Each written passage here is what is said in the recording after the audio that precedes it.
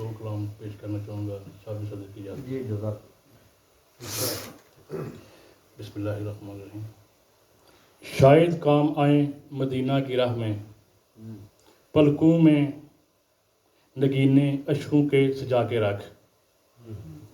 نئے خیال ملے مجھے نعت گوئی کے لیے، اے خدا میرے نصیب میں یہ لمحے عطا کر۔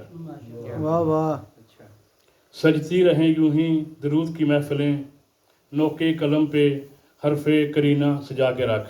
سبحان اللہ۔ سر پہ سجا کے تاج غلامی شاہ ابرار کا، دنیا کے سامنے پھر سر کو اٹھا کے رکھ۔ واہ واہ، اے آقا کے نعت گو پرچم نعت اٹھا کے رکھ، جذبہ شوق کو اپنے تو خاک طیبہ ذروں میں جا کے دیکھ۔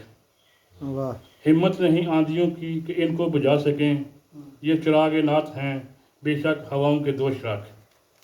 واہ واہ، میں چھوڑ آیا ہوں ہر ایک جاہ و حشم کو، مجھے بھی تو گدا اپنا بنا کے شہر مدینہ میں رکھ۔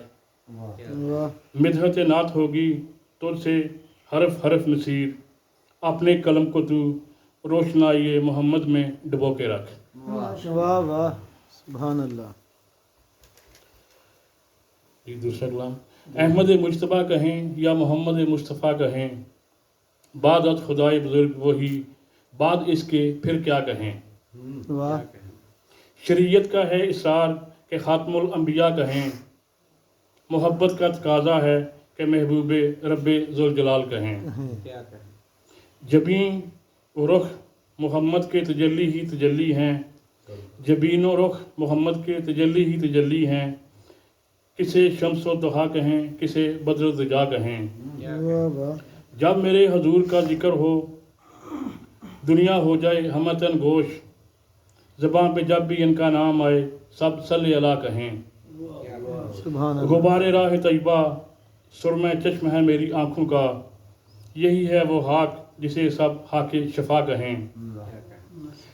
بنیاد ہی جب صداقت پہ اٹھی ہے دین فطرت کی، آئیے اس تعمیر کو ہم بھی ارتقائے انسان کہیں۔ سبحان اللہ۔